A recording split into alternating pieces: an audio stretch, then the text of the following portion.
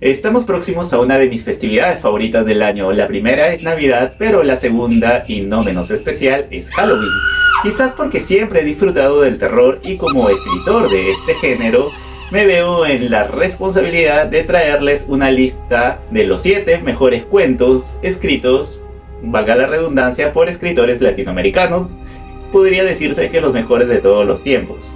En este video encontrarán una breve reseña sin spoiler para que tengan claro qué leer para estas fechas. Y la lista, la cual no tiene un orden especial, la comenzaré con fuerza ya que les presentaré a 2 de los mejores cuentos que pertenecen a un mismo escritor. Me refiero a Horacio Quiroga, escritor uruguayo, con El almohadón de plumas. Esta historia se centra en un joven matrimonio que habita en una casa grande, fría y silenciosa. De repente la esposa empieza a debilitarse día tras día sin una explicación aparente. Lo interesante de este relato es cómo se describe con precisión la atmósfera de ese hogar, donde el silencio y la fragilidad conviven como protagonista junto a sus personajes. Es un cuento extraordinario que muestra cómo lo cotidiano puede volverse perturbador. El segundo cuento, también del mismo autor, es La gallina degollada. En este relato, que es exquisito por cierto, se retrata a una familia marcada por la frustración y la desesperanza. Comienza con 2 padres atrapados en una vida de desilusión al tener 3 hijos idiotas que no responden a sus expectativas, mientras la hija menor, una hija muy normal, es la esperanza y la redención de la familia. No quiero decir más porque es un cuento corto, donde la tensión crece en torno a los límites de la violencia y el descuido dentro de un hogar. Es un cuento que nos muestra lo más oscuro que puede acontecer en los vínculos familiares. El tercer cuento que les recomendaré para estas fechas de miedo es la de mi tía mexicana Amparo Dávila. Bueno, eso quisiera, pero el cuento se llama El huésped. La narración gira en torno a una familia que recibe a un huésped en su casa, y desde el principio aquello resulta inquietante, ya que apenas se sabe de dónde viene, pero no se sabe qué quiere. Lo verdaderamente aterrador es que el relato nunca ofrece certeza y lo desconocido se convierte en la fuente de angustia, con una sensación de amenaza constante que envuelve a todos en esa casa. Un cuarto cuento lo tenemos con también el escritor mexicano Carlos Fuentes, con Chacmul, o Chacmul, bueno, no sé si se pronuncia correctamente. En esta historia se sigue a un funcionario que compra una escultura Chacmul, un dios de la lluvia de la tradición prehispánica. A partir de ahí empieza un afán de colección que se va volviendo una experiencia inquietante. Podría decirse que el pasado y el mito irrumpen en la vida cotidiana. Es un cuento que combina crítica social en una atmósfera húmeda, sofocante, donde lo presente y lo ancestral conviven de la mano.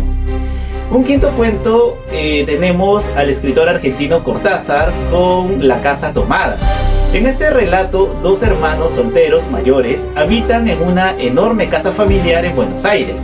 Llevan una vida rutinaria, apacible y se aferran al orden de esa casa lleno de recuerdos, pero pronto empiezan a sentir que algo ajeno comienza a ocupar espacios dentro de ella.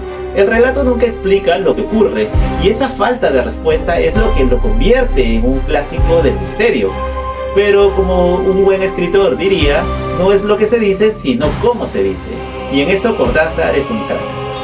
Continuando con otro cuento argentino, tenemos a María Enríquez con La casa de Adela. Parece que a los argentinos tienen una fascinación con el tema de las casas. Y en este relato, un grupo de adolescentes descubre una casa abandonada en un barrio marginal.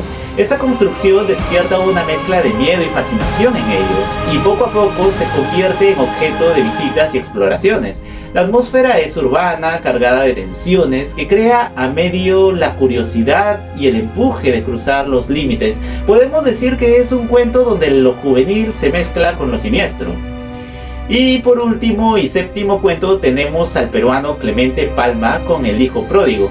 Su historia está incluida en Cuentos Malévolos. Este relato retoma la figura bíblica del hijo pródigo, pero lo hace desde una perspectiva irreverente y oscura. Es decir, que Palma utiliza un tono de decadencia para explorar lo macabro y lo provocador, alejándose del costumbrismo de su época, donde la historia plantea un escenario normalmente ambiguo, donde lo religioso se transforma en terrenal, fértil para lo siniestro. Y para terminar, antes de irnos, les traigo un bono adicional, un cuento más, esta vez extraído de uno de mis libros. Tengo varios, pero quiero recomendarles Rumpelstiltskin, el primer relato de mi obra Cuentos Desadaptados, de este librito que está acá, escrito en coautoría con la escritora Zeta Romero y publicado hace ya algunos años. En este libro abordamos los clásicos también de manera irreverente y oscura, devolviéndolos a sus raíces sombrías y lúgubres desde una versión completamente nueva y reinventada de sus personajes. En el caso de Rumpelstiltskin narramos sus orígenes siniestros y los pactos de su madre con demonios y con Belcebú. Así buscamos reflejar que a veces el sacrificio de una madre no necesariamente se hace por amor, sino que muchas veces es producto de la ambición, la codicia y sus propios intereses. Bueno, con estos 7 relatos ponemos fin a esta lista, pero les traeré pronto un nuevo video con temáticas de horror en homenaje a estas fechas. Nos leemos en una próxima ocasión. Un abrazo literario a todos.